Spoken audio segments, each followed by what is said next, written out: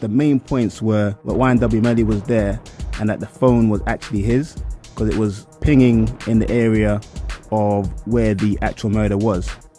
And then they went into how there were a lot of steps at the time of the murder at like 3 or 4 in the morning, which is obviously a bit suspect. They also looked at the trajectory of the bullets that hit the car. They were all in a very circular shape, which is consistent with a car not moving. Whereas if it was a drive-by, like Portland said, the shape of the bullets entering the car would have been different, which I think was very, very damning for the defense. The blood splatter in the car also, there was a space where Melly was sitting, as we saw on the CCTV, that showed that Melly was still sitting there when the murders occurred because there was no blood in that exact area. So something was blocking it from hitting the back seat where Melly was sitting.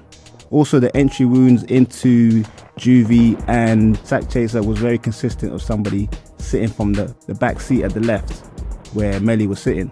So it would have been very difficult for someone like Portland to have done that shooting. They knew it was coming from that left rear passenger side in the vehicle. There's also motive, which a lot of people felt there wasn't enough motive for him to kill his childhood friends. But Sack Chaser and Melly were having a lot of problems prior to the actual murders. Sack Chaser was even having issues with Melly's mom. They had arguments. There was even a rumor that Melly and Sack Chaser had a physical altercation, which I don't believe was actually proven.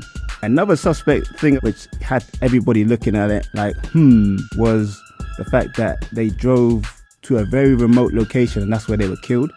There was no houses, there was no shops. It was super remote.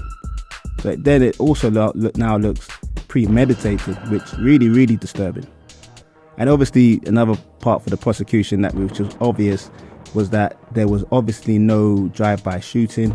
There was no physical evidence in the area that Portland said the shooting happened, which obviously there would be broken glass on the ground, but there was nothing like that. And then there's the shell casing that they found actually in the vehicle as well, which shows that there was a shooting from inside the car.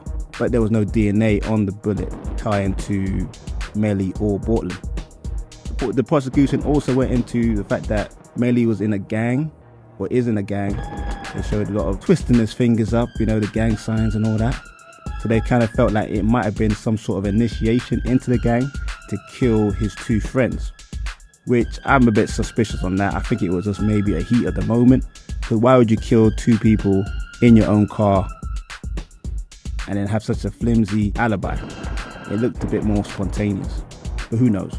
And then the final thing was one of the witnesses confirmed that Melly did change his clothes after the murder when they met up afterwards. So that again is damning. Obviously blood splatter maybe have gotten his clothes, so he went home and changed them. So that again was a strong bit of evidence for the prosecution.